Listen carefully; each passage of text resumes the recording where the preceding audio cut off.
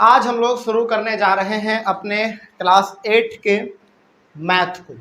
और क्लास 8 में जो हम लोग मैथ पढ़ेंगे वो पूरा का पूरा एनसीईआरटी बेस्ड होगा। यानी कि क्लास 8 में जो भी कॉन्सेप्ट हम लोग समझने वाले हैं और जिस हिसाब से हम लोग चलेंगे, जिस प्रकार के सवालों को हम लोग सॉल्व करेंगे, वो सबका सब हमारा एनसीईआरटी का तो होगा ही, प्लस यदि कहीं पर ऐसा सवाल आ गया जैसे कि लगेगा कि ये सवाल एनसीईआरटी में नहीं है बल्कि आरएस अग्रवाल में है, तो उस प्रकार के सवालों को भी बताया जाएगा। मतलब यहाँ पे हो गया कि हमारा क्लास 8 में खास करके मैथ के ऊपर किस बुक के ऊपर फोकस रहेगा, एनसीईआरटी के ऊपर 90% फोकस रहेगा और 10% हम लोग उस सवालों को भी डिस्कस करेंगे जो कि एनसीईआरटी में तो दिया हुआ नहीं है लेकिन आरएस अग्रवाल में दिया हुआ है। तो वहां से उस सवाल को आरएस अग्रवाल से उठाएंगे और इस बोर्ड पे हम लोग लिख के उसको समझेंगे भी। मतलब कि पूरा का पूरा जो हमारा क्लास 8 का मैथ चलने वाला है वो 90% एनसीईआरटी चलेगा और 10% हमारा आरएस अग्रवाल चलेगा। कोई दिक्कत नहीं इसमें। लेकिन हाँ, हम एनसीईआरटी ही 90% क्यों लेकर चल रहे हैं मालूम है? क्योंकि एनसीईआरटी बुक आपका मेन बुक है और एनसीईआरटी बुक आपका मेन बुक है, पहला बात तो ये। और आरएस अग्रवाल बुक जो है ना वो आपका रेफरेंस बुक है। क्या बुक है? रेफरेंस बुक है। और आरएस अग्रवाल को हम लोग प्रैक्टिस बुक भी कहते हैं। क्यों? क्योंकि आरएस अग्रवाल में सवाल बहुत दिया हुआ रहता है, तो वो बेसिकली एक प्रैक्टिस बुक है, एक रेफरेंस बुक है। लेकिन मेन बुक आपका कौन सा है? एनसीईआरटी। ठीक है, तो 90% फोकस रहेगा एनसीईआरटी पे और 10% हमारा रहेगा आरएस अग्रवाल पे। तो इस तरीके से हम लोग पूरे क्लास 8 के मैथ को खत्म करने वाले हैं। चलिए अब जरा हम लोग शुरू करते हैं। क्योंकि एनसीईआरटी के अकॉर्डिंग हम लोग चल रहे हैं, तो उसमें सबसे पहला चैप्टर आपका दिया हुआ रैशनल नंबर। और रैशनल नंबर क्या होता है इसके बारे में आप सुने होंगे। रैशनल नंबर नाम सुना सुना लग रहा है? हाँ, तो हम लोग आज रैशनल नंबर के बारे में पढ़ेंगे ही, प्लस ये पूरा का पूरा चैप्टर जो हमारा है ना वो रैशनल नंबर के ऊपर ही बात होने वाला है। तो घबराना नहीं है, पूरा का पूरा हमारा जो चैप्टर है वो रैशनल नंबर के ऊपर ही है। तो हर एक प्रकार के सवालों को हम लोग सॉल्व करेंगे, जितना भी सवाल हो सकता है सॉल्व करेंगे, जितने भी इंपॉर्टेंट टर्म्स हो सकते हैं उसको भी समझेंगे हम। ठीक है, तो चूंकि क्लास 7 में हमने आपको पढ़ाया मैथ, तो क्लास 7 में हमने आपको मैथ कैसे पढ़ाया था? किसी भी चैप्टर को शुरू करने से पहले उसके कुछ इंपॉर्टेंट टर्म्स होते हैं, उसको समझना पड़ता है पहले। यदि आप उसको समझ जाते हैं, ये मेरा मानना है कि यदि आप उसको समझ जाते हैं तो आने वाला जो चैप्टर के अंदर हमारा सवाल होता है ना वो बनाने में बहुत आसानी हो जाता है। तो चैप्टर का नाम है हमारा rational number. Rational number chapter को हम लोग शुरू करेंगे, लेकिन उससे पहले बहुत सारे हमारे छोटे छोटे इंपॉर्टेंट टर्म्स होते हैं। यदि आप उसको समझ जाएंगे तो ये चैप्टर समझने में आपको और ज्यादा आसानी रहेगा। ठीक है, चलिए शुरू करते हैं। सबसे पहला हमारा इंपॉर्टेंट टर्म इसमें है, सबसे पहला एकदम शुरू से लेकर हम लोग चलेंगे। सबसे पहला हमारा इसमें है नेचुरल नंबर। क्या है? Natural number. अच्छा, आपको लग रहा होगा कि सर बात हो रहा है रैशनल नंबर का, आप बता रहे हैं नेचुरल नंबर। हाँ, पहले नेचुरल नंबर बात करेंगे, फिर होल नंबर, फिर इंटीजर, उसके बाद आता है हमारा रैशनल नंबर। यानी कि हर नंबर आपस में कनेक्टेड है। तो जब तक आप ऊपर के नंबर को नहीं समझेंगे तब तक आप नीचे के नंबर को कैसे समझ पाएंगे? नहीं समझ पाएंगे ना। तो बहुत अच्छी तरीके से हम लोग इस चैप्टर को समझ पाए, खत्म कर पाए, इसलिए जरूरी ये है कि सबसे पहले हम लोग बहुत बेसिक से चलें। ठीक है, अच्छा, नंबर और भी हमारे बहुत प्रकार के होते हैं, जैसे इवन नंबर आपने सुना होगा, ऑड नंबर आपने सुना होगा, प्राइम नंबर, कंपोजिट नंबर, ये सब भी नंबर होते हैं। लेकिन इन सब छोटे छोटे नंबर के बारे में नहीं, यहाँ पे हम लोग डिस्कस नहीं करने वाले हैं। मालूम है क्यों? क्योंकि इन सारे नंबर का इस क्लास में जिक्र ही नहीं है और यहाँ पे उसका कोई मतलब ही नहीं है।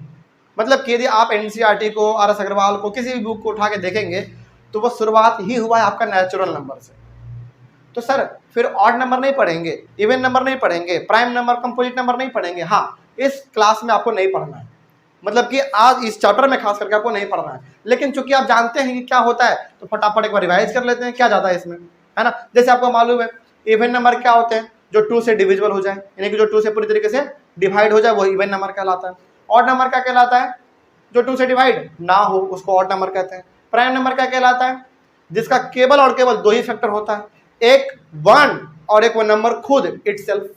और कंपोजिट नंबर जिसके प्राइम फैक्टर 2 से ज्यादा होते हैं, 3, 4, 5, इस प्रकार के जो हमारे, यानी कि 2 से ज्यादा जिसका प्राइम फैक्टर होगा वो हमारा कंपोजिट नंबर कहलाएगा। एग्जांपल के तौर पे 4 का प्राइम फैक्टर कौन कौन होगा? 1, 2 और वो नंबर 4 खुद। उसी प्रकार से 6 का क्या क्या होगा, 1 2 3 और 6 वो नंबर खुद, तो जिसके 2 से ज्यादा प्राइम फैक्टर होते हैं उसको हम लोग कहते हैं कंपोजिट नंबर। ये 4 प्रकार का नंबर आपको मालूम है कि नहीं है? बिल्कुल है।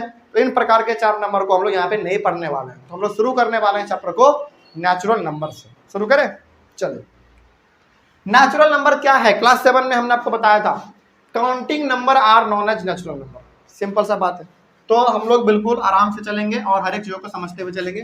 तो सबसे पहले आप यहाँ पे लिखिए इसका डेफिनेशन। अच्छा देखो, एक बात और हम आपको बताते हैं, जो भी टर्म यहाँ पे हम लोग डिस्कस करने वाले हैं ना, उसका प्रॉपर डेफिनेशन, एकदम लंबा तगड़ा डेफिनेशन आपके बुक में दिया हुआ है। और हम आपको बार बार कहते हैं कि मैथ डेफिनेशन पे नहीं चलता है, मैथ रटने पे नहीं चलता है, मैथ समझने पे चलता है ना। तो आप कोशिश भी मत कीजिएगा कि लंबे लंबे डेफिनेशन को बुक से रटा जाए, नहीं। मैथ रटना नहीं होता है, मैथ समझना होता है। तो बहुत ही छोटा छोटा सा डेफिनेशन हम लोग यहाँ पे तैयार करेंगे ताकि आप उसको याद रख पाए, ठीक है। चलिए, नेचुरल नंबर क्या है? काउंटिंग नंबर है। तो काउंटिंग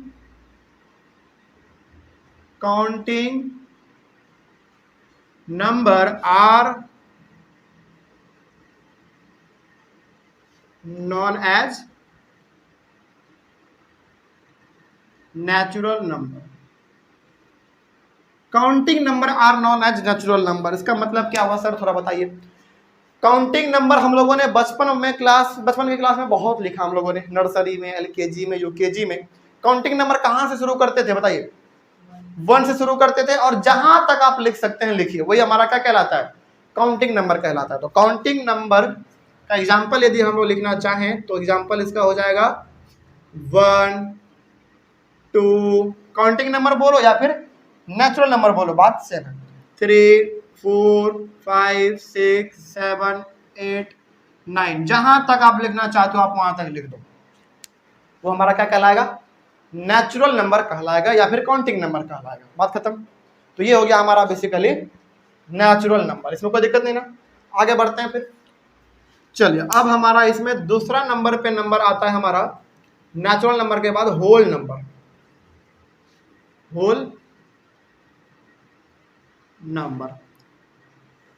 होल नंबर कुछ नहीं है, जब हमारा नेचुरल नंबर के आगे 0 लग जाए उसी को कहते हैं हम लोग होल नंबर। तो इसका सिंपल डेफिनेशन क्या हो सकता है हमारा? Natural number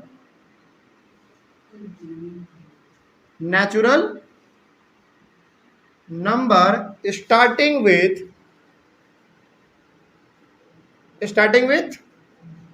very good, starting with 0 are known as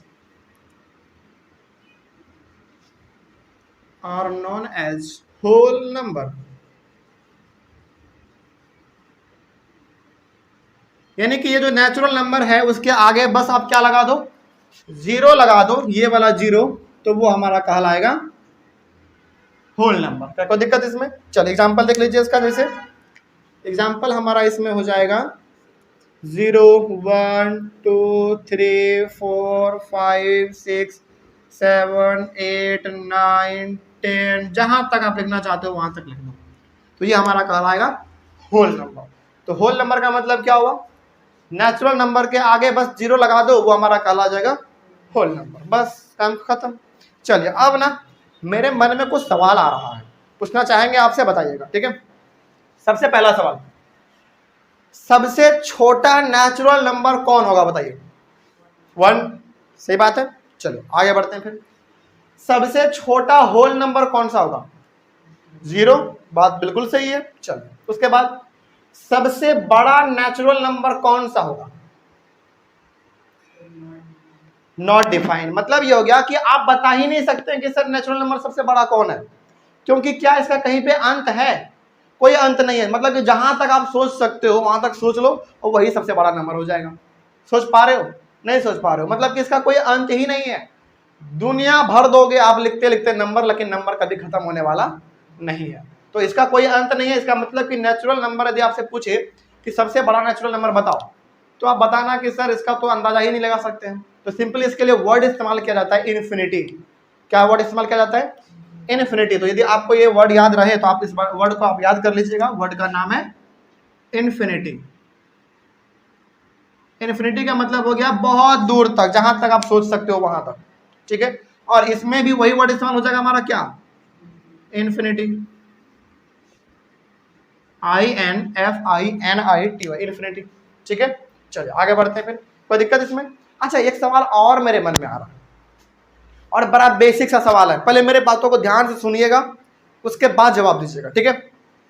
मेरा बात पहले सुनिए, क्या सारा का सारा नेचुरल नंबर होल नंबर है? बिल्कुल, दोबारा फिर से, क्या सारा का सारा नेचुरल नंबर होल नंबर है? बिल्कुल है, क्योंकि नेचुरल नंबर क्या होता है, 1 से लेकर होता है। तो ये 1 तो वहां यहां पे भी हमारा दिख रहा है, तो हम यहां पे कह सकते हैं कि नेचुरल नंबर हमारे जितने भी होते हैं वो होल नंबर होते हैं। लेकिन इसका जस्ट उल्टा पूछ देंगे, क्या सारा का सारा होल नंबर नेचुरल नंबर होगा? नहीं होगा। क्यों नहीं होगा? क्योंकि होल नंबर हमारा 0 से स्टार्ट होता है और ये 1 से स्टार्ट होता है, तो होल नंबर नेचुरल नंबर नहीं कहलाएगा, लेकिन नेचुरल नंबर होल नंबर कहलाएगा।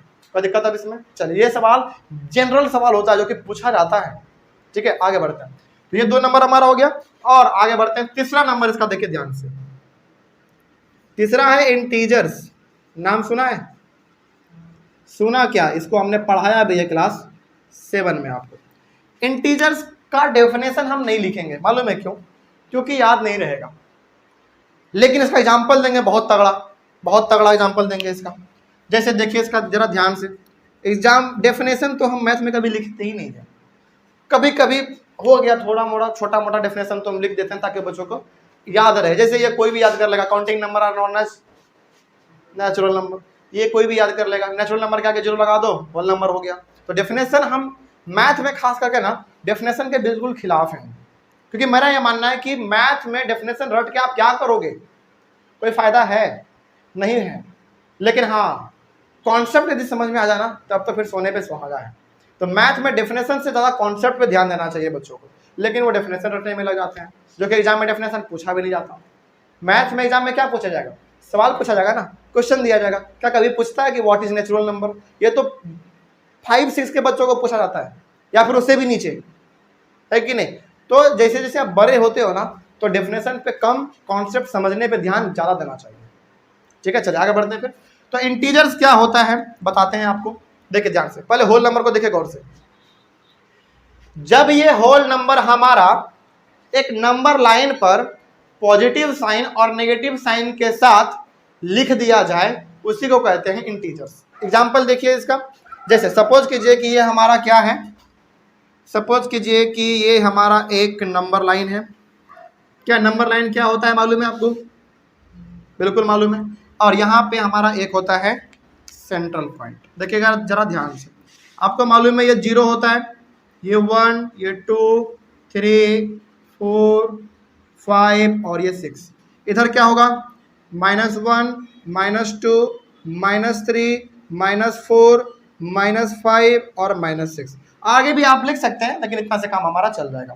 तो अब जरा एक बात सोच के बताइएगा हमको, यहाँ पे 0, 1, 2, 3, 4, 5, 6, 0, 1, 2, 3, 4, 5, 6, ये सब का सब हमारा होल नंबर है कि नहीं है?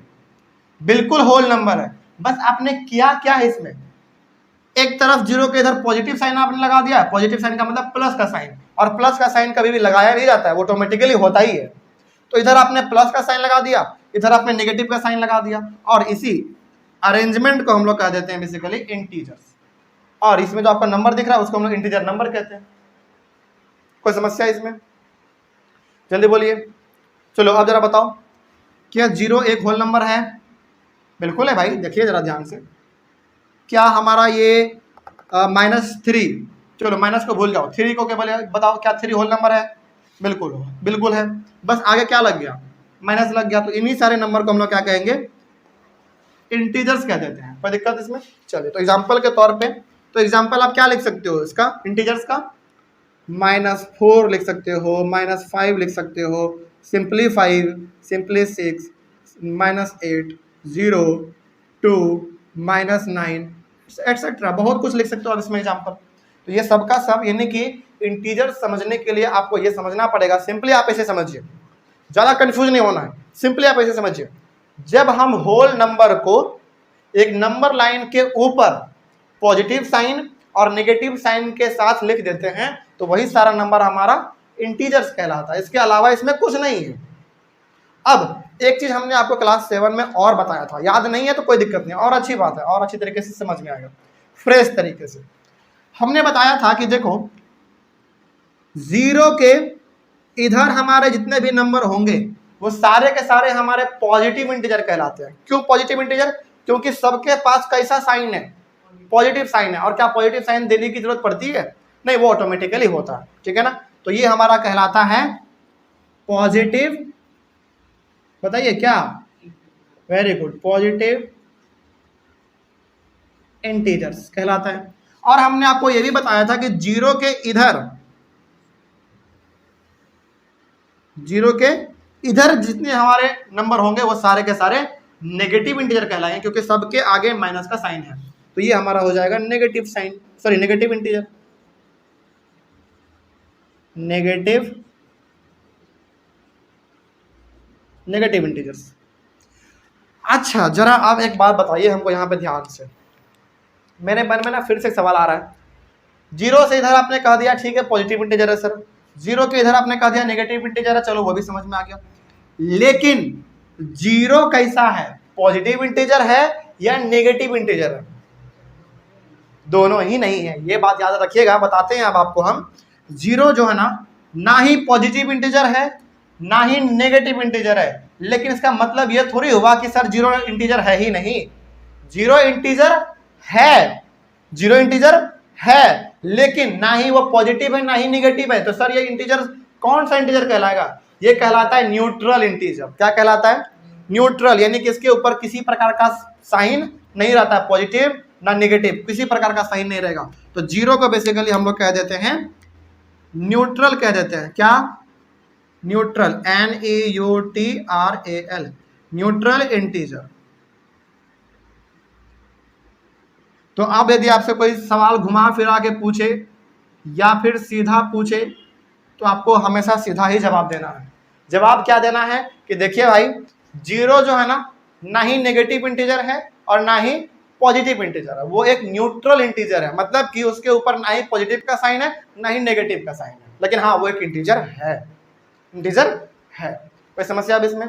चलिए, अब मेरे माइंड में ना एक थोड़ा सा और कुछ बताने का एक्स्ट्रा मन कर रहा है, बताते हैं आपको, बहुत इंपॉर्टेंट है। देखिए ध्यान से, जीरो के इधर क्या क्या नंबर आपको दिख रहे हैं? 1 2 3 4 5 6 दिख रहे हैं, और भी आगे हो सकते हैं। तो ये सबके सब नंबर हमारे क्या होंगे? जीरो से बड़े होंगे या छोटे होंगे? बताइए।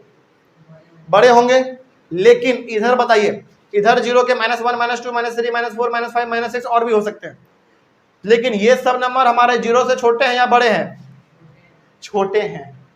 यही बात आपको याद रखना था। देखिए बहुत सारे बच्चे ना कंफ्यूज होते हैं, जैसे जीरो के इधर 1 2 3 4 5 6 लिखा हुआ है तो वो समझ जाते हैं कि ये बड़ा है तो जीरो से बड़ा ही होगा। हाँ, ये जीरो से बड़ा ही रहता है, और कोई भी बच्चा देख के बता देगा कि भाई ये तो जीरो से बड़ा ही होगा ना, ठीक है। लेकिन बच्चे ये भी समझ लेते हैं कि इधर भी तो 1 2 3 4 5 6 है, बस माइनस लगे तो क्या हो गया, ये भी जीरो से बड़े होंगे, बच्चे ये समझ लेते हैं। लेकिन नहीं, एक बात याद रखिएगा कि जितने भी हमारे माइनस में नंबर हैं वो सबके सब जीरो से और छोटे हैं, जीरो से और छोटे हैं। तो यहाँ पे याद रखने वाली बात यह है कि जीरो के इधर जो भी हमारे पॉजिटिव इंटीजर होंगे वो जीरो से बड़े होंगे, लेकिन नेगेटिव इंटीजर हमारा जीरो से छोटा होगा। ये याद आपको रखना था। अच्छा, अब जरा एक बार फिर से बताइए जरा ध्यान से, मेरे मन में फिर से एक सवाल आ रहा है, क्या सारा का सारा नेचुरल नंबर इंटीजर है? बिल्कुल है, क्योंकि ये नेचुरल नंबर 1 से स्टार्ट हो रहा है और यहां भी तो 1 है भाई, है कि नहीं? तो सारा का सारा नेचुरल नंबर इंटीजर हमारा है, ठीक है। क्या सारा का सारा, दूसरा सवाल, क्या सारा का सारा होल नंबर इंटीजर है? बिल्कुल है। होल नंबर हमारा शुरू हो रहा है जीरो से, भाई ये भी तो जीरो से शुरू हो रहा है। इसका मतलब इंटीजर जो है ना वो नेचुरल नंबर के साथ साथ होल नंबर भी होता है, क्योंकि इंटीजर्स जो है ना, ये वाला इंटीजर्स, ये नेचुरल नंबर और होल नंबर को भी यहाँ पे अपने आप में समाये हुए रहता है, एक ही साथ दोनों को वो मिला देता है। तो इंटीजर्स आपसे पूछा जाएगा कि क्या इंटीजर्स नेचुरल नंबर हैं? बिल्कुल है। क्या इंटीजर्स होल नंबर हैं? बिल्कुल है, कोई दिक्कत इसमें। आगे बढ़े, चलो।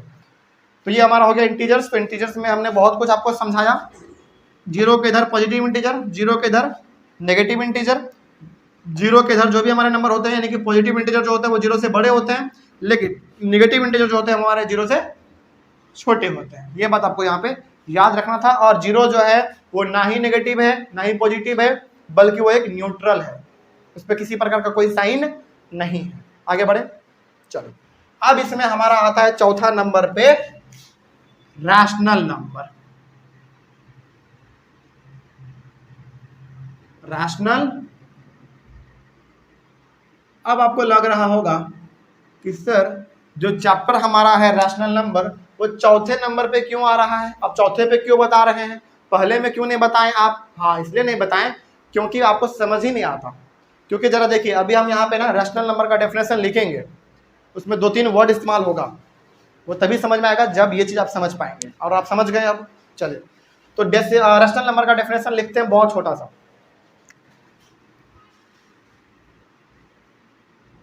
The number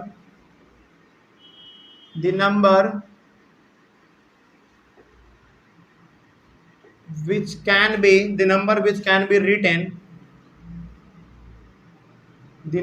can be written, in the form of P by Q,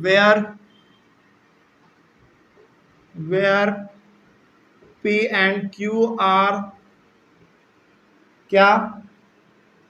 क्या होना चाहिए?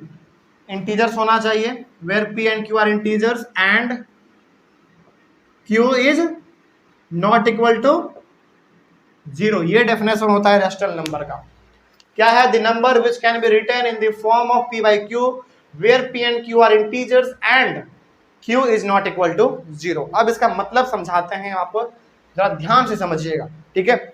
एग्जाम्पल पहले एक दे देते हैं आपको, तब आपको समझ में आएगा। देखिए ध्यान से, एग्जाम्पल 9/18 -4/3 0 1 2 5 -11 एटसेट्रा, etc, मतलब एटसेट्रा। चलिए अब इसको समझाइए सर, थोड़ा गौर से, समझ में नहीं आया डेफिनेशन, समझाते हैं। देखिए ध्यान से, क्या लिखा हुआ है? The number which can be written in the form of P by Q, यानी कि जिस नंबर को आप P by Q के फॉर्म में लिख सकते हैं। P by Q का मतलब होता है एक न्यूमरेटर और एक डिनोमिनेटर, एक न्यूमरेटर ऊपर वाला और एक नीचे वाला डिनोमिनेटर। तो जिस नंबर को आप न्यूमरेटर और डिनोमिनेटर के रूप में लिख सकते हैं वही नंबर हमारा कहलाता है रैशनल नंबर। लेकिन शर्त क्या है? यहाँ पे दो शर्त है, दो शर्त। पहला शर्त यह है कि P और Q दोनों का दोनों कैसा होना चाहिए? इंटीजर होना चाहिए। और दूसरा, Q का वैल्यू वो 0 के बराबर नहीं होना चाहिए। थोड़ा सा और गहराई से समझाइए सर, देखिए जरा ध्यान से समझिए। यहाँ पे 9/18 लिखा हुआ है, तो ऊपर वाले को हम लोग क्या कहते हैं? न्यूमरेटर, नीचे वाले को डिनोमिनेटर। तो बताइए P by Q के फॉर्म में आ गया। P का वैल्यू यहाँ पे कितना है? 9 है, यानी कि P के जगह पे 9 है और Q के जगह पर 18 है, कोई दिक्कत नहीं। लेकिन दो कंडीशन क्या है? कंडीशन ये है कि ये दोनों क्या होना चाहिए? इंटीजर होने चाहिए। तो बताइए क्या 9 इंटीजर है? बिल्कुल है 9 इंटीजर। इधर आएगा हमारा 9, तो बताइए 9 हमारा कैसा इंटीजर है? नेगेटिव या पॉजिटिव? Positive integer. 18 हमारा इंटीजर है, बिल्कुल है। कैसा इंटीजर है? पॉजिटिव, कोई दिक्कत इसमें। आगे बढ़ते दूसरा एग्जांपल देखिए, -4/3 है, तो क्या ये दोनों भी P by Q के फॉर्म में आ गया? बिल्कुल आ गया। ऊपर वाला न्यूमरेटर, नीचे वाला डिनोमिनेटर। तो क्या -4 इंटीजर है? बिल्कुल है, लेकिन कैसा इंटीजर? नेगेटिव। ये भी इंटीजर है, बिल्कुल। कैसा इंटीजर है? पॉजिटिव। तो ये भी हमारा क्या कहलाएगा? एक रैशनल नंबर कहलाएगा। उसके बाद 0, क्या 0 एक इंटीजर है? अच्छा पहले बताइए, क्या 0 P by Q के फॉर्म में है? कैसे? 0/1। वेरी गुड, यही चीज हम आपको बताना चाह रहे थे। देखिए जरा ध्यान से, आपको मालूम है कि यदि नीचे कुछ ना रहे ना तो हम लोग अपने मन से 1 दे सकते हैं।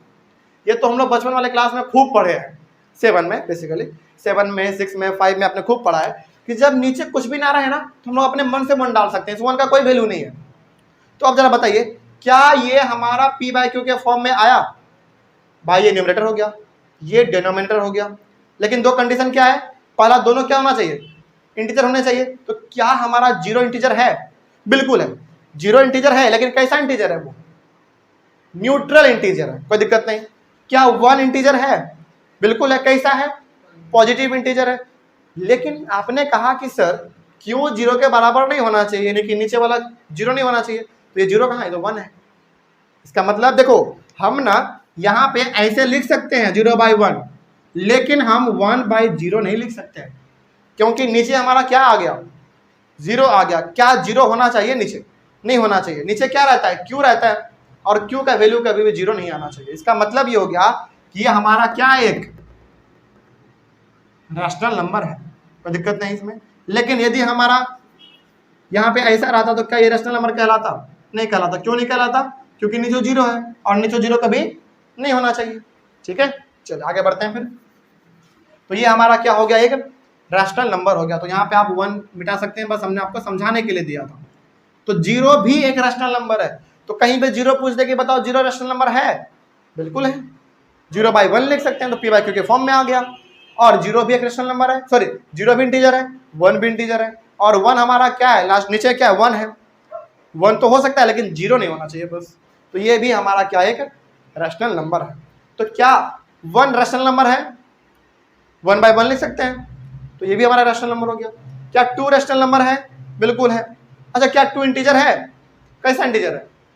पॉजिटिव इंटीजर है। तो इस प्रकार के साथ अच्छा -11, क्या -11 हमारा रैशनल नंबर है? बिल्कुल है। -11/1 तो लिख सकते हैं हम लोग। और -11 कौन सा इंटीजर? नेगेटिव। और ये 1 कौन सा इंटीजर? Positive integer. तो यहाँ पे हम ये बताना चाह रहे थे रैशनल नंबर को। तो आप ऐसे समझिए, अब वो सारा का सारा नंबर हमारा रैशनल नंबर कहलाएगा जो किस फॉर्म में हो? p/q के फॉर्म में हो। लेकिन दो शर्त है। पहला शर्त ये है कि p और q दोनों क्या होने चाहिए? इंटीजर्स होने चाहिए। चाहे वो इंटीजर हमारा नेगेटिव हो, पॉजिटिव हो, उससे कोई फर्क नहीं पड़ता है। दूसरा कंडीशन क्या है?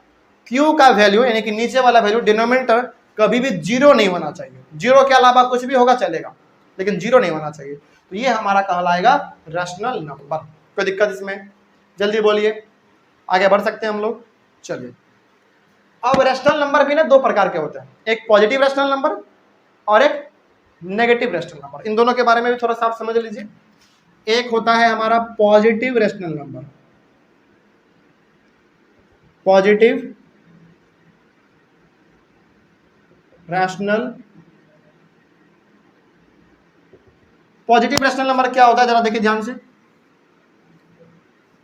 पॉजिटिव रैशनल नंबर का मतलब यहाँ पे एग्जांपल देंगे ना, आपको समझ में आएगा। देखिए, जैसे यहाँ पे था 9/18, क्या दोनों तरफ ऊपर नीचे भी पॉजिटिव पॉजिटिव का साइन है? बिल्कुल है। तो ये हमारा क्या कहलाएगा? एक पॉजिटिव रैशनल नंबर कहलाएगा। ठीक है, दूसरा एग्जांपल देखिए, -4/-8। आपको लग रहा होगा कि सर यहाँ तो दोनों तरफ माइनस लग गया, तो ये पॉजिटिव रैशनल नंबर कैसे हुआ? ये पॉजिटिव है। क्यों? क्योंकि आपका मालूम है यदि ऊपर नीचे माइनस माइनस दोनों तरफ रहे तो दोनों दोनों कैंसिल हो जाता है।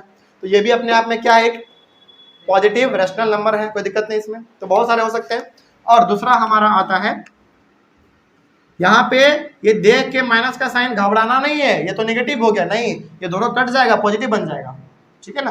तो दूसरा होता है हमारा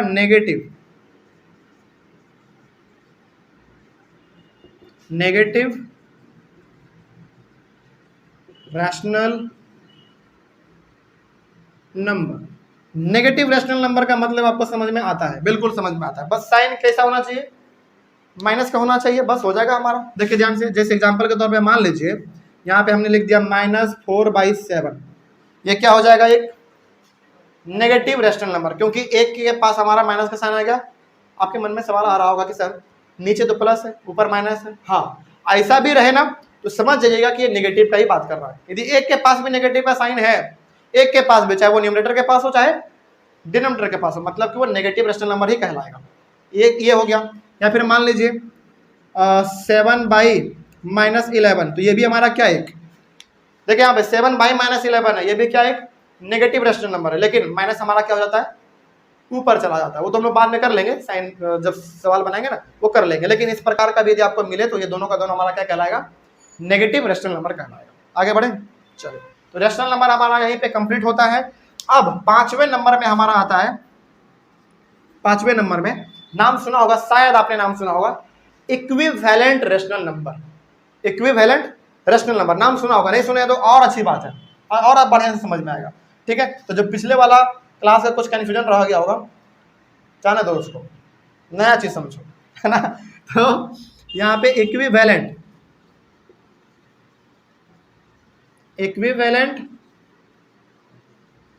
rational number. Equivalent rational number क्या होता है, देखिए ध्यान से। रैशनल नंबर तो समझ में आता है, बस एक वर्ड क्या लग गया, इक्विवेलेंट लग गया। इसका मतलब समझाइए सर, समझाएंगे लेकिन एग्जांपल देके समझाएंगे। जैसे देखिए ध्यान से, जैसे मान लीजिए कि यहाँ पे हमने लिखा 1/2, क्या लिखा हमने यहाँ पे 1/2 लिखा। उसके बाद यहाँ पे हमने लिख दिया 2/4। हाँ, उसके बाद यहाँ पे हमने लिख दिया 3/6, उसके बाद 4/8, उसके बाद 5/10, उसके बाद 6/12। समझिएगा जरा ध्यान से, यहाँ पे हम क्या कहना चाह रहे हैं। हम यहाँ पे कहना ये चाह रहे हैं, पहला है 1/2। क्या बताइए सबसे पहले, ये सबका सब रैशनल नंबर है? बिल्कुल रैशनल नंबर है, 1/2 है। इसको आप सॉल्व करोगे तो कितना आएगा, 1/2 आएगा। ये 1/2 पहले से है, इसको सॉल्व करोगे यानी कि काटोगे ऊपर नीचे तो 1/2 आएगा। ये कितना आएगा, ये भी 1/2 आएगा, काटोगे तो ये कितना आएगा 1/2। ये कितना आएगा 1/2। ये कितना आएगा 1/2। इसका मतलब हम यहाँ पे कह सकते हैं कि ये सबका सब आपस में नंबर कैसे हैं, इक्वल है। लेकिन यहाँ पे सर आप बताना क्या चाह रहे हैं, हम यहाँ पे बताना ये चाह रहे हैं कि देखिए 1/2 को छोड़कर जितने भी नंबर आपके सामने यहाँ पे दिख रहे हैं, यदि इन सबको आप सॉल्व करेंगे तो वैल्यू आपका 1/2 के बराबर ही आएगा। इसका मतलब ऐसे इसको बोला जाता है, ऐसे इसको कैसे बोलना है वो समझिए।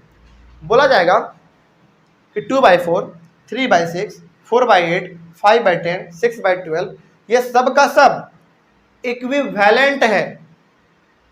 किस नंबर के इक्विवेलेंट है, 1/2 के इक्विवेलेंट है। इसका मतलब ये हो गया कि इन सबको आप सॉल्व करोगे तो 1/2 ही आएगा। कोई दिक्कत इसमें, बात समझ में आई है? तो आपसे ये ऐसा सवाल भी पूछा जाएगा, जब आप सवाल बनाएंगे ना, आपसे पूछा जाएगा ये सबका सब नंबर हमारा इक्विवेलेंट रैशनल नंबर कहलाता है, लेकिन किसके इक्विवेलेंट, 1/2 के। इसका मतलब ये हो गया कि इन सबको सॉल्व करोगे तो 1/2 ही आएगा। कोई दिक्कत इसमें? ये होता है हमारा इक्विवेलेंट रैशनल नंबर। कौन सा इक्विवेलेंट रैशनल नंबर कहलाएगा, ये सब का सब, 1/2 को छोड़कर ये सब का सब हमारा इक्विवेलेंट रैशनल नंबर कहलाएगा। आगे बढ़े, चलिए आगे बढ़ते हैं। अच्छा एक सवाल देते हैं आपको, इधर का हो गया है हाँ, ऑनलाइन वाले बच्चे इसका स्क्रीनशॉट ले लीजिए इधर का, क्योंकि हम इधर का अभी मिटाने वाले हैं।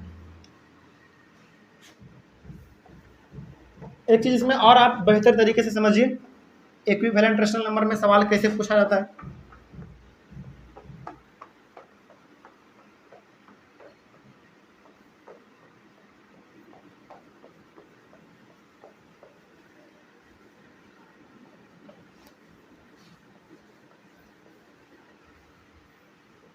देखिए इक्विवेलेंट रैशनल नंबर से एक सवाल दे रहे हैं आपको, ठीक है। इससे सवाल कैसे पूछता है, क्वेश्चन देख लीजिए। Find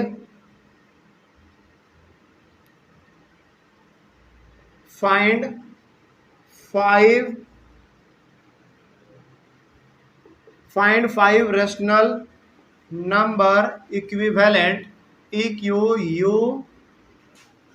EQUIVALENT।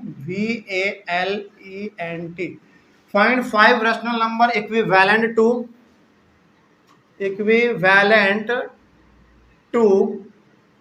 4/7। ये आपको क्वेश्चन दे दिया गया है, इसको सॉल्व कैसे करेंगे जरा समझिए ध्यान से। यहाँ पे 1/2 था, यहाँ पे 4/7 है। बस इसको बनाना कैसे होता है, देखिए यदि इन सबको आप सॉल्व करोगे ना तो यहाँ पे 1/2 ही आएगा, सभी में 1/2 आएगा। कितना आएगा 1/2 आएगा। तो ऐसा कहा जाता है इसमें कि ये वाला ये वाला ये वाला ये वाला और ये वाला, ये सबका सब इक्विवेलेंट रैशनल नंबर है। लेकिन किसके इक्विवेलेंट है, 1/2 के इक्विवेलेंट है। इसका मतलब ये हो गया कि इन सब का वैल्यू जो है ना 1/2 ही आएगा। ठीक है, लेकिन सवाल आपसे यहाँ पे पूछा जा रहा है कि find 5 rational number equivalent to 4/7। इसको कैसे निकालना है वो समझिए, बहुत इंपॉर्टेंट है ये ऐसा सवाल पूछा गया है आपके एनसीईआरटी में, इसीलिए हम आपको ये बता रहे हैं। सबसे पहला है आपका 4/7, इसके इक्विवेलेंट निकालना है। चलिए, तो पहला हो गया हमारा, इसको छोड़ दो। इसके अलावा 5 नंबर आपको पता करना है ना। तो पता करने का तरीका आपका होना चाहिए क्या, देखो 4/7 है, इसको ऊपर नीचे 1 से मल्टीप्लाई करोगे तो कितना आएगा, 4/7 ही आ जाएगा दोबारा। तो हमको यहाँ पे 1 से नहीं करना है बल्कि ऊपर नीचे 2 से कर देना है। तो कितना आएगा, ठीक है, ये पहला हो गया। उसके बाद दोबारा 4/7 लिखिए, अब ऊपर नीचे कितने से, 3 से मल्टीप्लाई कीजिए, कितना आएगा 12/21। चलिए तीसरा दोबारा लिखिए 4/7, अब 4 से मल्टीप्लाई कीजिए, ऊपर नीचे कितना आएगा 16/28। आगे बढ़िए, फिर कितना हुआ 1 2 3 ही हुआ, 5 चाहिए हमको।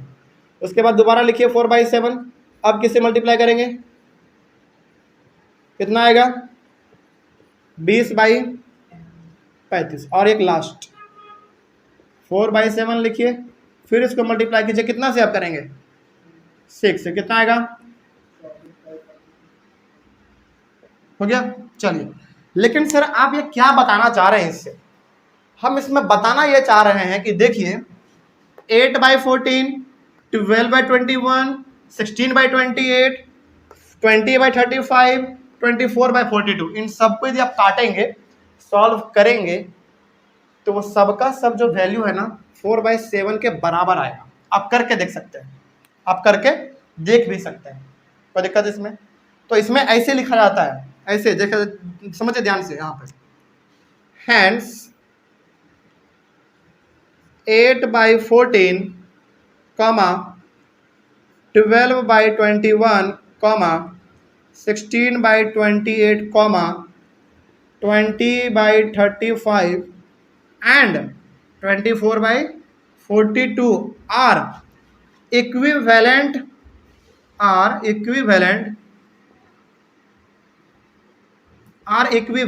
to 4/7। बात समझ में आ रही है, यानी कि 1 2 3 4 5, ये पांचों का पांचों नंबर किसके इक्विवेलेंट हो गए, अब 4/7 के इक्विवेलेंट हो गए। इसका मतलब ये हो गया कि इन सबको यदि आप सॉल्व करोगे तो 4/7 ही आप पाओगे। इस प्रकार का सवाल ऐसे ही बनाना होता है। आगे बढ़े, हालांकि बीच में सवाल हमको नहीं बताना चाहिए था, लेकिन आ गया है तो बता दिए, क्या दिक्कत है इसमें। चलिए आगे बढ़ते हैं, फिर 5वां नंबर हो गया। 5वां के बाद 6वें नंबर में आप लिखिए 6 नंबर में, ये कोई नंबर नहीं है, बेसिकली एक तरीका है, वो है स्टैंडर्ड फॉर्म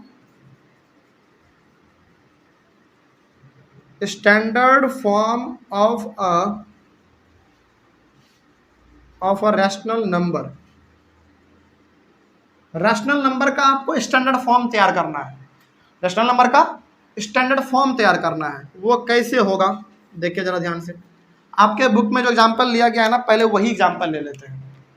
जैसे देखिए ध्यान से, मेरे हिसाब से एग्जांपल लिया गया है इसमें 33/-44। एक बार देख लीजिए जरा ध्यान से, तो यही है क्या एग्जांपल, बिल्कुल ये एग्जांपल है।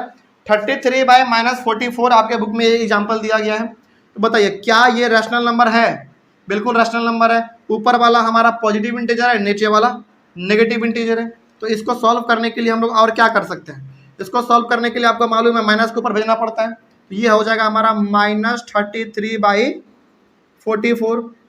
स्टैंडर्ड फॉर्म का मतलब होता है ना, इन दोनों को आप तब तक काटते रहो, डिवाइड करते रहो जब तक कि ये हो रहा है। जैसे एग्जांपल के तौर पे यदि आप इसको काटोगे 11 से तो कितने बार में कटेगा, 3 बार में। ये कितने बार में, 4 बार में, यानी कि -3/4। ये हो गया इसका स्टैंडर्ड फॉर्म। ये -3/4 स्टैंडर्ड फॉर्म हो गया किसका, 33/-44 का। तो स्टैंडर्ड फॉर्म का मतलब होता है कि उसको आप तब तक काटते रहो जब तक कि वो कट रहा है, यानी कि सबसे काटते काटते उसको सबसे छोटा बना दो।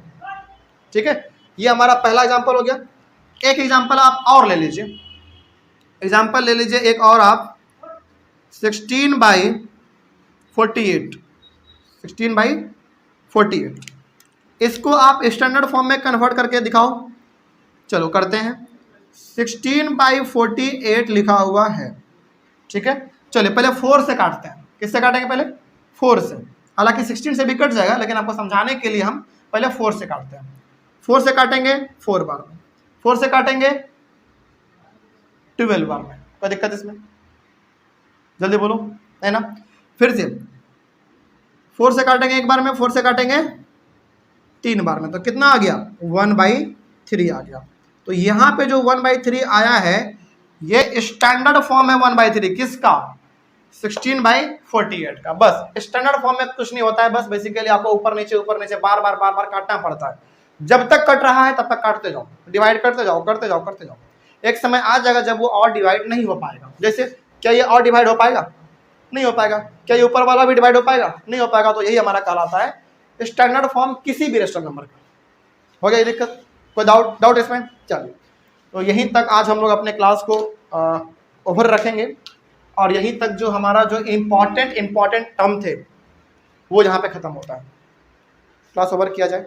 चलो, ऑनलाइन वाले बच्चे एक बार इसका आप स्क्रीनशॉट ले लीजिए। स्क्रीनशॉट लेने के बाद इसको अपने फ़ोन में ही बस मत रहने दीजिएगा, इसको अपने कॉपी में भी आप जरूर लिखिएगा, क्योंकि शॉर्ट रिवीजन के लिए ये बहुत आपको फायदा करेगा, है ना। चलिए, तो क्लास ओवर किया जाए। कोई डाउट आप लोगों को? आप लोगों को कहीं पे डाउट रहा होगा तो आप लोग एक बार कमेंट कर लीजिएगा। मिलेंगे हम लोग अपने अगले वाले क्लास में कुछ और सवालों के साथ। रैशनल नंबर चैप्टर को हम लोग आगे बढ़ाएंगे। तब तक के लिए thank you very much and have a nice day. पिछले वाले क्लास में हम लोगों ने अपने चैप्टर रैशनल नंबर को शुरू किया था, है ना।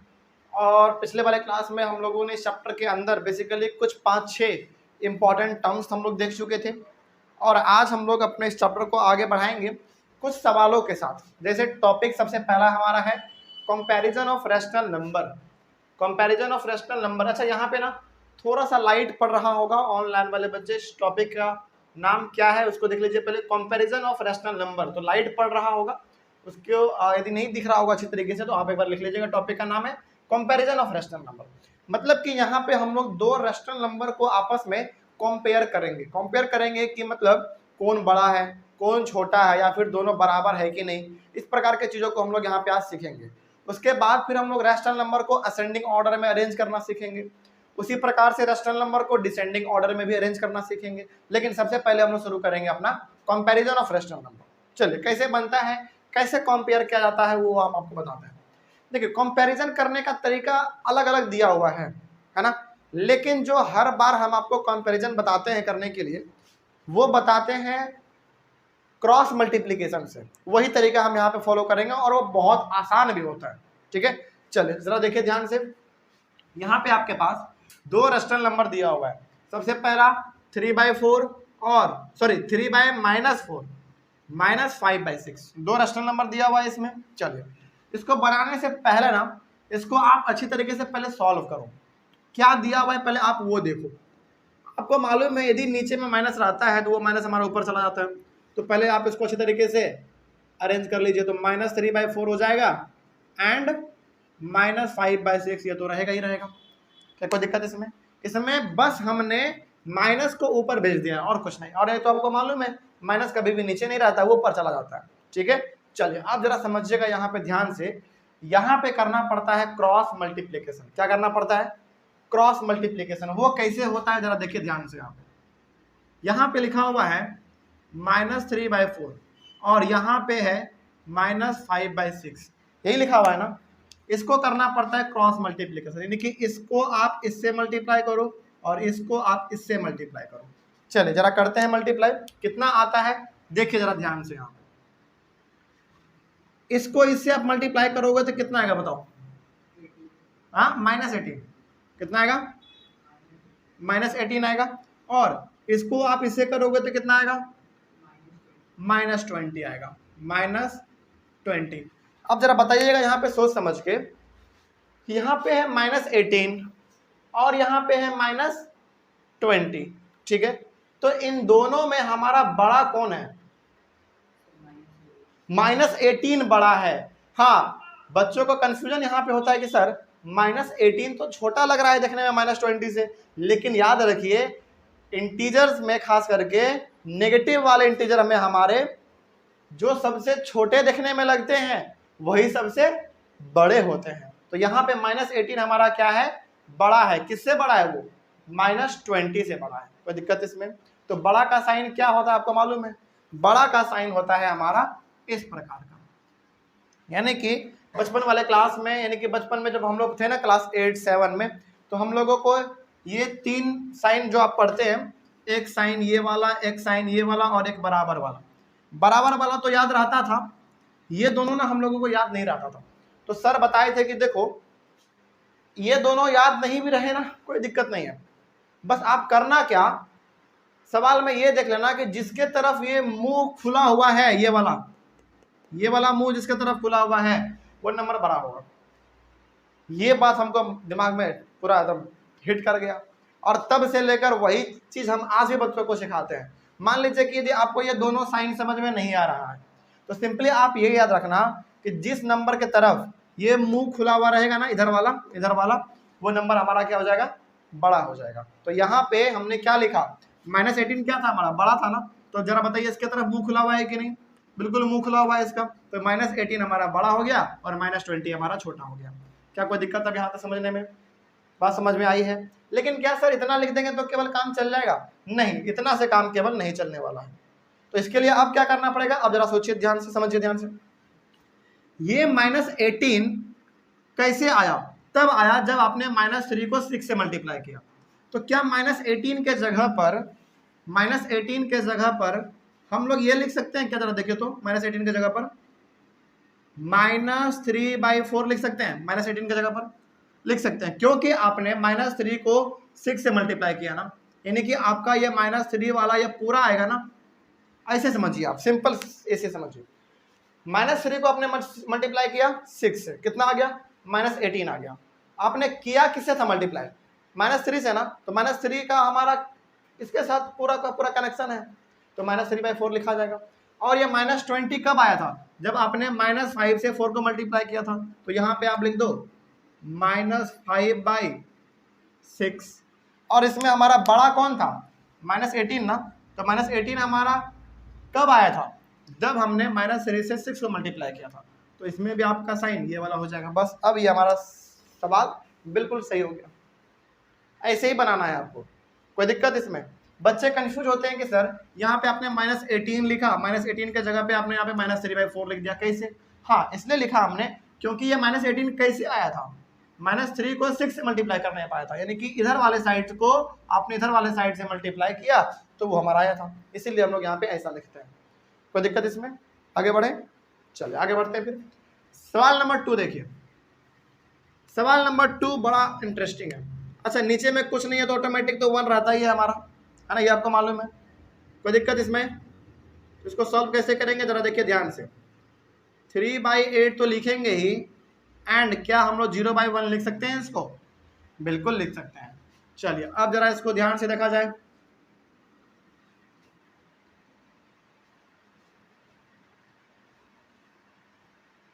हाँ, हो गया।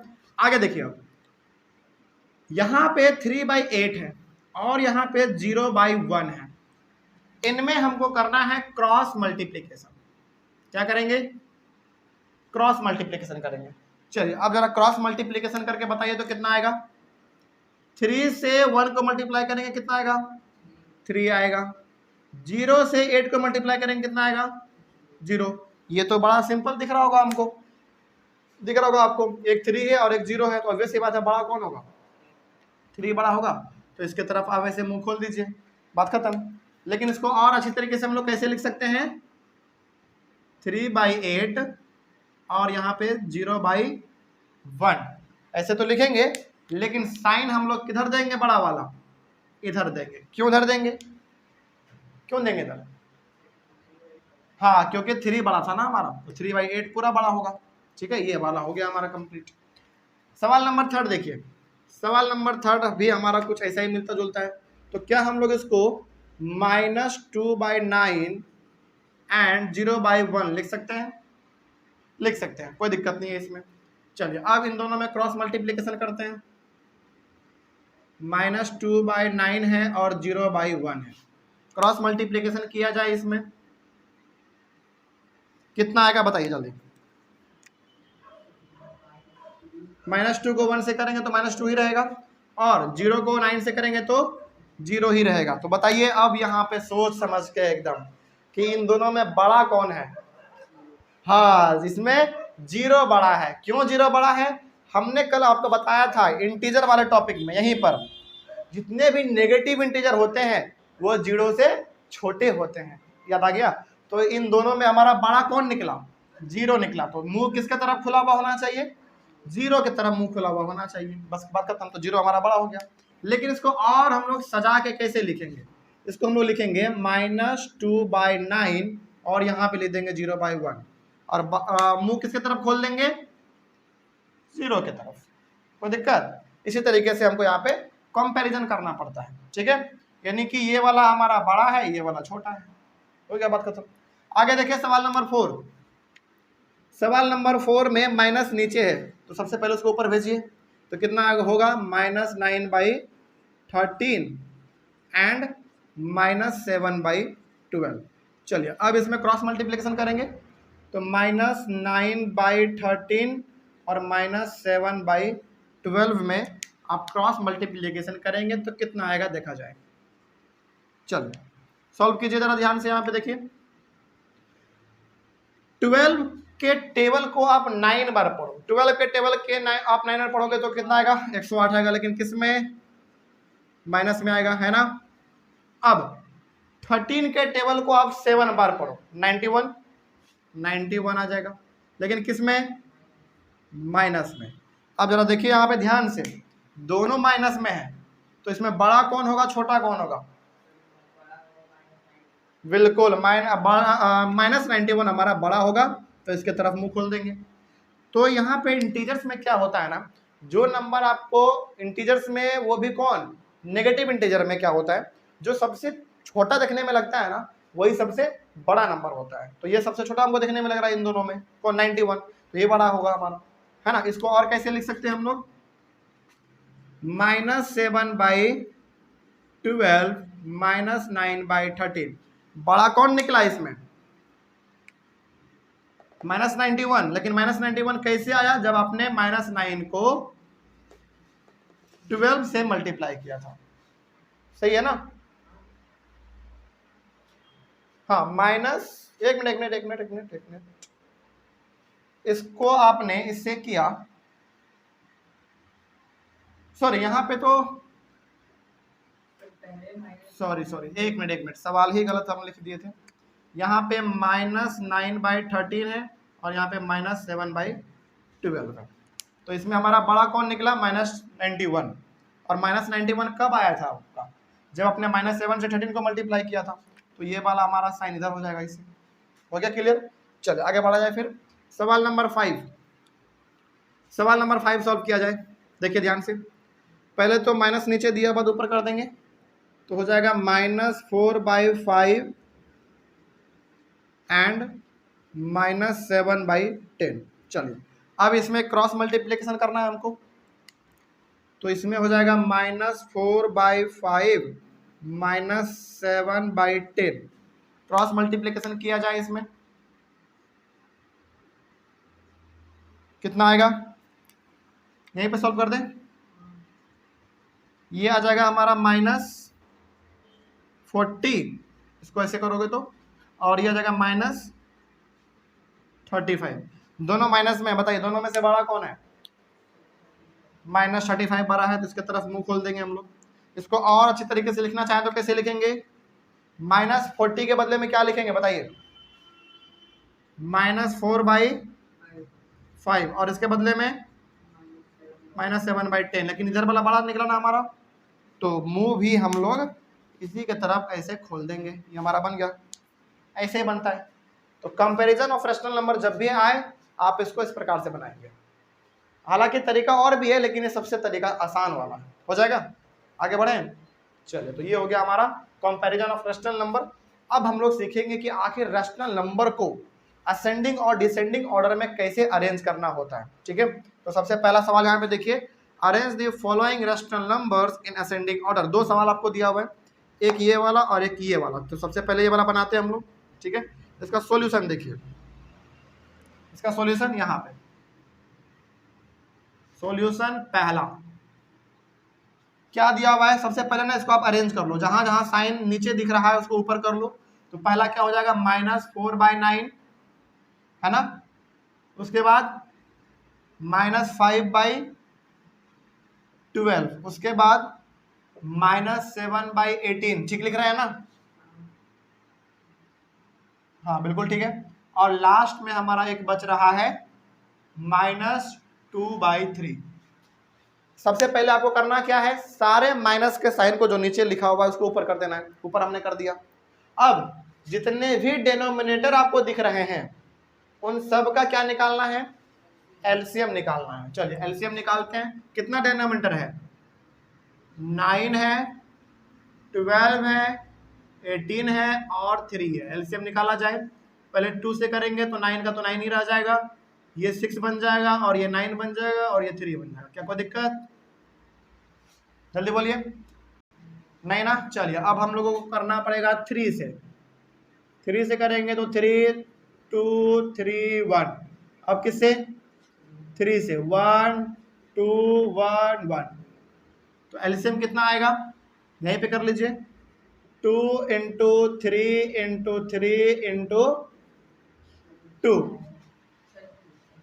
क्या, हाँ 3 दूना 6, 18, 18 दूना 36, 36। एलसीएम कितना आया बताइए, एलसीएम 36 आ गया। ठीक है, अब जरा समझिएगा, यहाँ पे सारा का सारा काम जो है एलसीएम का ही है। एलसीएम आपका आया 36। अब आपको करना क्या है, जितने भी डिनोमिनेटर नीचे दिख रहे हैं उन सभी डिनोमिनेटर को 36 बनाना है।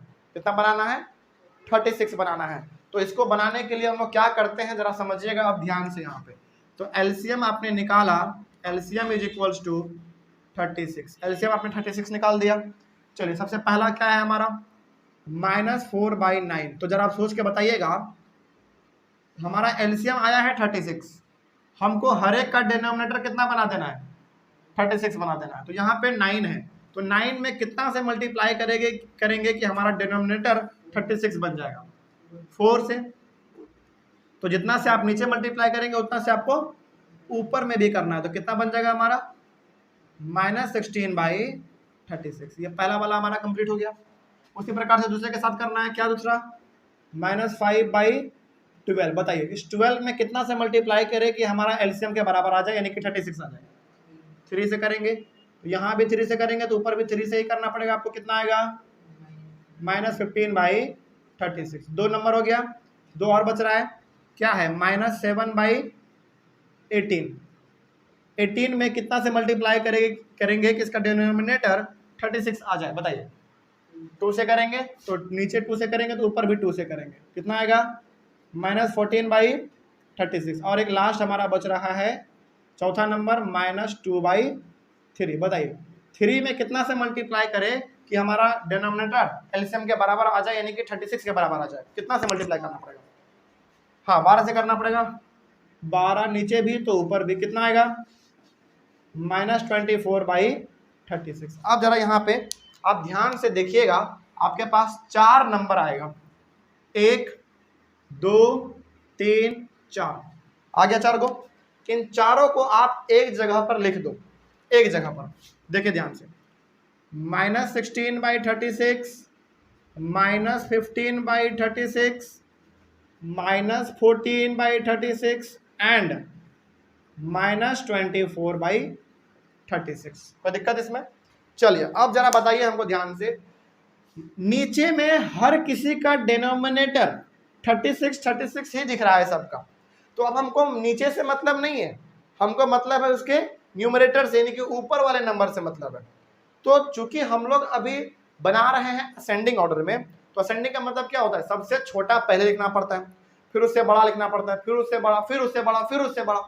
तो बताइए इन चारों में से सबसे छोटा वाला हमारा कौन सा होगा, -24/36। क्योंकि हमने बताया था आपको, जब इंटीजर्स माइनस में हो तो जो सबसे बड़ा दिखता है वो सबसे छोटा होता है और जो सबसे छोटा दिखता है वो सबसे बड़ा होता है। तो इसमें हमारा -24 सबसे बड़ा दिख रहा है, तो वो क्या हो जाएगा, सबसे छोटा हो जाएगा। तो इसको आप पहले लिखो। छोटा वाला पहले क्यों लिख रहे हैं, क्योंकि असेंडिंग में हम लोगों को करना है।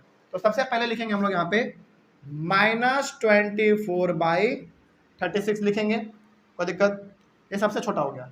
इससे बड़ा क्या है हमारा, -16, इससे क्या है हमारा, जल्दी बोलो। देखो ये सबसे बड़ा दिख रहा है ना आपको, ये सबसे बड़ा दिख रहा है, तो ये सबसे क्या होगा, छोटा होगा। उसके बाद हमारा सबसे बड़ा -16 दिख रहा है, यानी कि इससे बड़ा है ये। बात समझ आ रही है। चलो, तो यहाँ पे हम लोगों को लिखना पड़ेगा -16/36। उससे बड़ा कौन होगा, हाँ, -15/36। और सबसे लास्ट में -14/36। देखो ये सबसे छोटा देखने में लग रहा होगा, लेकिन ये सबसे बड़ा है। कोई दिक्कत इसमें। चलिए, आप किस में अरेंज कर रहे हो, असेंडिंग में कर रहे हो ना, तो ये सबसे छोटा है, उससे बड़ा ये है, उससे बड़ा ये है, उससे बड़ा ये है। तो अब चूंकि आप असेंडिंग में कर रहे हो तो कौन सा साइन डालेंगे, देखिए ध्यान से। ये सबसे छोटा है, ये बड़ा है, यानी कि मुंह हम लोगों को इसके तरफ खोलना पड़ेगा। और इससे भी बड़ा ये है तो ऐसे वाला, इससे भी बड़ा ये है तो ऐसे वाला। कोई दिक्कत इसमें। चलो, अब इन सब के बदले में इसका एक्चुअल नंबर लिखेंगे, जो इसका एक्चुअल वाला था, हकीकत वाला था। देखिए ध्यान से, -24/36 कहां से हमको आया था, इससे आया था। और इसमें हमारा एक्चुअल नंबर कौन सा था, -2/3 था। तो यहाँ पे हम लोग लिखेंगे हैंस -2/3, ठीक है। -16/36 कहाँ से आया था, पहले वाले से, यानी कि -4/9 से आया था, ठीक है। उसके बाद -15/36 कहाँ से आया था, -5/12 से आया था, -5/12 से आया था। और जो लास्ट बच गया हमारा -14/36, वो आया था -7 किससे, 18 से आया था। और इन सब के बीच में आप दोबारा साइन डाल दो, वो वाला हो गया, यही आपका आंसर हो गया। बस इतना ही करना होता है इसमें, और इसमें कुछ नहीं है। कोई दिक्कत इसमें, समझ में आया है। और ये असेंडिंग डिसेंडिंग में अरेंज करना ना, हमने आपको क्लास 7 में भी सिखाया था, है ना, तो उसमें कुछ बड़ा बात नहीं है। बात समझ में आ गया है। चलिए आगे बढ़ा जाए फिर, इसमें तो कोई दिक्कत नहीं इधर का। अच्छा, इसमें 2 सवाल था। एक सवाल हमारा ये था जो कि हमने बना दिया, एक सवाल हमारा ये है, ये आपको हम देते हैं बनाने के लिए HW। क्या बन जाएगा, अब सेम तरीका अप्लाई करना है, जो हमने यहाँ पे अप्लाई किया है ना, सेम तरीका आपको अप्लाई करके ये वाला बनाना है, बन जाएगा। चलिए आगे बढ़ते हैं, फिर बन जाएगा। तो अब दूसरा बना लेते हैं डिसेंडिंग ऑर्डर में अरेंज करने वाला। देखो डिसेंडिंग में कोई फर्क नहीं है, जिस तरीके से आपने असेंडिंग वाले को बनाया है वैसे ही हमारा डिसेंडिंग वाला बनेगा। बस लास्ट में क्या कर देना है, सबसे बड़ा नंबर को पहले लिख देना है, फिर उसके छोटा, फिर उससे छोटा, फिर उससे छोटा, फिर उस सबसे छोटा, है ना। चलिए कैसे बनेगा जरा देखिए इसको ध्यान से, शुरू किया जाए। सॉल्यूशन इसका सबसे पहला वाला का देखिए, इसमें भी 2 सवाल दिया हुआ है। अच्छा एक बात बताइए, यहाँ पे कुछ नहीं लिखा हुआ है, यहाँ पे कुछ नहीं लिखा हुआ है, तो क्या हम लोग इसको -2 नीचे 1 लिख सकते हैं ना, बिल्कुल लिख सकते हैं। और -13/6 तो रहेगा ही, ये माइनस नीचे में ऊपर चला जाएगा, क्या बन जाएगा, -8/3 बन जाएगा। और लास्ट हमारा बच रहा है सिंपली 1/3। कोई दिक्कत इसमें। इसके बाद हम लोग क्या करते थे, याद कीजिए, एलसीएम लेते थे। तो एलसीएम लेंगे हम लोग किसका, 1 का, 6 का, 3 का और फिर 3 का। 1 का तो कोई मायने यहाँ पे है ही नहीं, तो केवल हम लोग 3 से कर देंगे, 1 2 1 1। सिंपली आ जाएगा हमारा एलसीएम 3 × 2 × 1 × 1 कितना आएगा बताइए, एलसीएम आ गया हमारा 6। तो अब एलसीएम आया है हमारा 6, हमको इन सारे डिनोमिनेटर को किस में कन्वर्ट करना है, 6 में कन्वर्ट करना है, ठीक है। जैसा कि हमने यहाँ पे किया था, यहाँ पे कितना आया था, 36 आया था, यहाँ पे केवल 6 आया है। चलिए करते हैं जरा, देखिए ध्यान से। सबसे पहला नंबर बताइए कितना है, -2/1 है। तो बताइए आप इस 1 में किस नंबर से मल्टीप्लाई करें कि डिनोमिनेटर हमारा 6 बन जाए। 6 से मल्टीप्लाई करेंगे नीचे तो ऊपर भी करना पड़ेगा ना, कितना बनेगा -12/6, पहला नंबर कंप्लीट। दूसरा क्या है -13/6 है कि नहीं। चलो इस 6 में किससे मल्टीप्लाई करेंगे कि एलसीएम के बराबर हमारा आ जाए। 1 से करेंगे तो यहाँ भी 1 तो यहाँ भी 1, तो -13/6। कोई दिक्कत। आगे उसके बाद क्या है -8/3। तो बताइए जरा ध्यान से, इस 3 में किससे मल्टीप्लाई करें कि एलसीएम के बराबर आ जाए। 2 से नीचे करेंगे तो ऊपर भी करेंगे 2 से, कितना आएगा -16/6। और एक लास्ट हमारा बच रहा है चौथा नंबर, कौन सा 1/3। बताइए इसमें किससे मल्टीप्लाई करना पड़ेगा। 2 से करना पड़ेगा नीचे, तो ऊपर भी 2 से करना पड़ेगा, तो 2/6। यहाँ तक कोई डाउट। चलिए आगे बढ़ा जाए फिर। हाँ ऑनलाइन वाले बच्चे इधर का आप पहले स्क्रीनशॉट ले लीजिए, क्योंकि हम इधर का मिटाने वाले हैं, नीचे जगह है नहीं। मिटा दें। चलिए देखिए जरा ध्यान से।